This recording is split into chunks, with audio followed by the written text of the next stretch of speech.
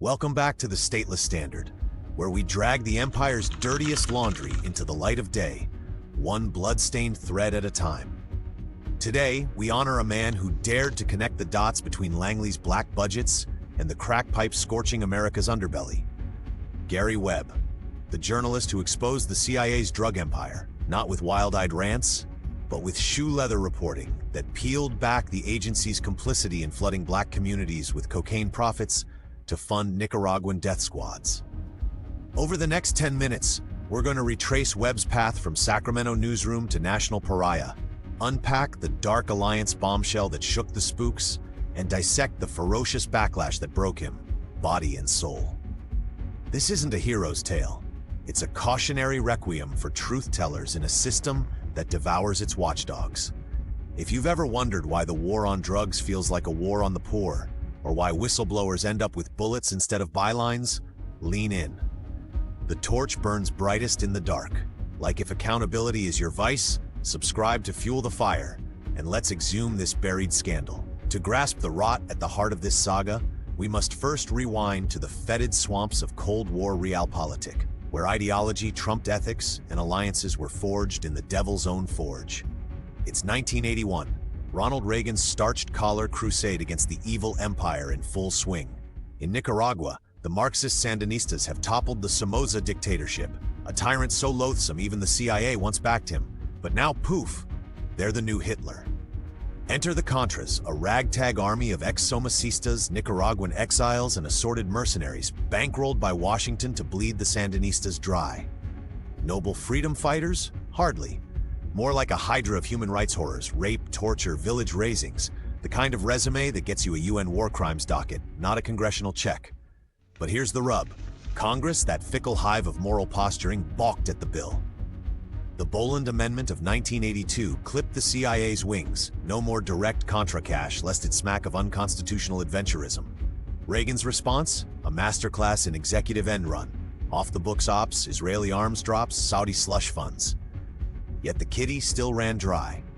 Desperation breeds innovation, or so the spooks reasoned. Why not tap the one market that never sleeps, where supply chains span continents and profits flow like heroin dreams? Drugs, cocaine to be precise. The glittering powder that would transmute jungle gold into urban poison. By 1984, the Contras were knee-deep in narco swamp. CIA asset Air America, remnant of Vietnam's Opium Express, hauled coke from South American labs to U.S. airstrips, with Contra middlemen taking their cut. Oliver North's notebooks, later unearthed in Iran-Contra slime, drip with the details. $10 million to finance Contra arms via drug cartels. The profits? Not pocketed by peons, but funneled to buy AKs, RPGs, and the occasional Bay of Pigs redux. Meanwhile, in the States, Colombian cartels blessed with CIA blind eyes dumped tons on Miami's shores, only for Contra cronies like Norwin Meneses and Danilo Blandón to refine it into crack, that cheap, hyper-addictive demon dust. Distribution? Straight to South Central LA, where Oscar Danilo Blandón, Blandón the Bland as Webb would dub him, peddled kilos to Ricky Ross, the Ocean Drive Suge who turned it into an epidemic. By 1985, crack had metastasized. $500 rocks shattering families, fueling gang wars, incarcerating generations, all while the Contras' coffers swelled. Cynical calculus? Undeniably. The agency didn't invent the trade, it just supercharged it, turning anti-communist zeal into a taxpayer-subsidized smack habit. Enter Gary Webb, a 39-year-old Sacramento Bee reporter, no stranger to grinding the pavement on gangbanger exposés. Tall, lanky, with a perpetual 5 o'clock shadow and a reporter's nose for the lie, Webb was the archetype of dogged journalism. 3 Pulitzers under his belt from the San Jose Mercury News, including a crack baby series that peeled back the social carnage.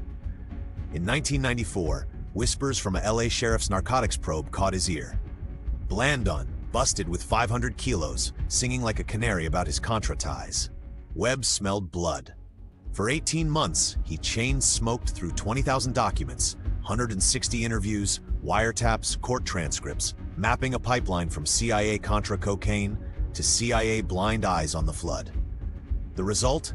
Dark Alliance, a 3-part series that detonated on August 18, 1996, like a thermite torch to the agency's facade. The lead hit like a gut punch. For the better part of a decade, a San Francisco Bay Area drug ring sold tons of cocaine to the Crips and Bloods throughout Los Angeles and funneled millions in drug profits to the CIA-backed Nicaraguan Contras. Webb didn't stop at allegation. He named names: Meneses, Blandón, Ross, backed by Blandón's own testimony. It was the biggest Contra fundraising operation in the country. The graphics? A black kingpin shaking hands with a shadowy CIA spook. Under the incendiary header, CIA crack cocaine connection.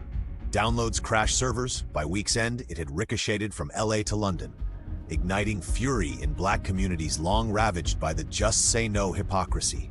Marion Barry thundered in Congress. Maxine Waters demanded hearings. The Nation of Islam called it the missing link in the war on drugs. For a fleeting moment, Webb was Woodward and Bernstein reborn, a solitary scribe toppling titans. But empires don't fall to freelancers.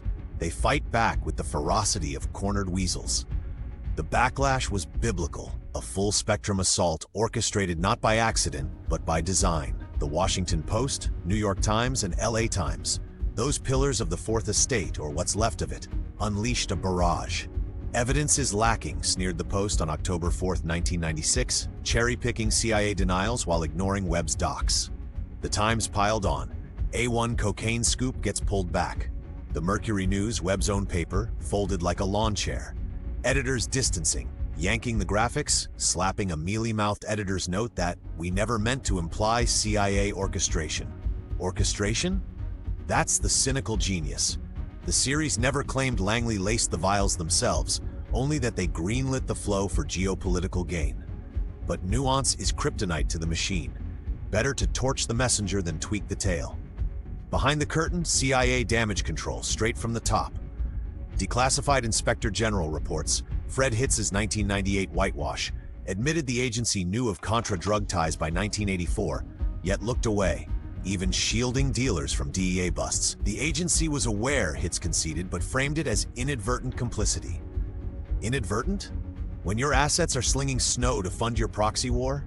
The Dark Alliance fallout? A 1997 joint CIA-DOJ probe that vindicated the agency while scapegoating Webb for sensationalism. His career shredded. The B yanked him from the city desk, exiled him to a backwater beat on sewers and school bonds. By 1997, Webb was out. Blackballed, unemployable in major markets, reduced to freelance scraps for Esquire and Rolling Stone. The toll? Divorce, depression, a house in foreclosure. Cynicism whispers this wasn't journalism self-policing, it was the deep state's public flogging, a lesson in the cost of connecting the forbidden dots. The denouement arrived on December 10, 2004, 20 years ago today, in a quiet Sacramento suburb. Gary Webb, 49, sat in his mother's guest house, .38 revolver in hand. 2 shots to the head. Coroner ruled suicide. Neighbors heard the pops as firecrackers. The headlines: a murmur, reporter in CIA drug scandal dead at 49. No front-page obits, no retrospectives on the man who cracked the empire's vault. Just a footnote for the faithful. Official story: despair from a derailed life. But whispers persist, 2 pulls from a service revolver. The odds, as one forensic wag noted, are akin to threading a camel through a keyhole. Webb's final columns for the California Narcotics Officers Association, scorching indictments of the drug war's farce, hinting at unfinished business. Coincidence? Or the final punctuation on a narrative too dangerous to leave unwritten? In the years since, vindication has trickled like contraband. Hitz's full report in 1998 admitting CIA vetoes on Contra probes, the 1999 DOJ mea culpa on Blandón's immunity deals, even the mainstream's grudging nods. San Jose Mercury News apology in 1996, partial in 2020. Yet the machine churns on. Endless wars on substances and sovereignty. Billions funneled to phantom foes while communities crumble. Webb's legacy? A stark ledger. One man's ink spilled more truth than 1,000 congressional probes, only to be erased by the erasers he exposed. So what wisdom from this wreckage? Gary Webb teaches that journalism isn't a profession. It's a vocation, a solitary siege against the syndicate. In an age of access over accuracy, his heresy endures. Dig deep, document relentlessly, damn the blowback. The CIA's drug empire didn't die with the Contras. It evolved. Opium in Afghanistan, meth in the heartland. Eternal fuel for the forever war. To honor Webb, we must wield our own torches. Demand declassification. Fund the independence, reject the regime's rigged reckonings. Truth isn't free, it's fired from the hip, 2 shots if necessary. That's our somber salute to Gary Webb on the stateless standard. A man who lit the fuse on the agency's powder keg, only to be buried in the blast. If his fire still flickers in you, comment, Dark Alliance or the suicide? Which scar cuts deepest? Like, if you're done with the deep state's dope deals, subscribe for more flames in the files, and share this with a skeptic still swallowing the spin. The truth dies in darkness, but it resurrects in revelation. Until next we reload the truth, keep questioning the quest. Fade to the front lines.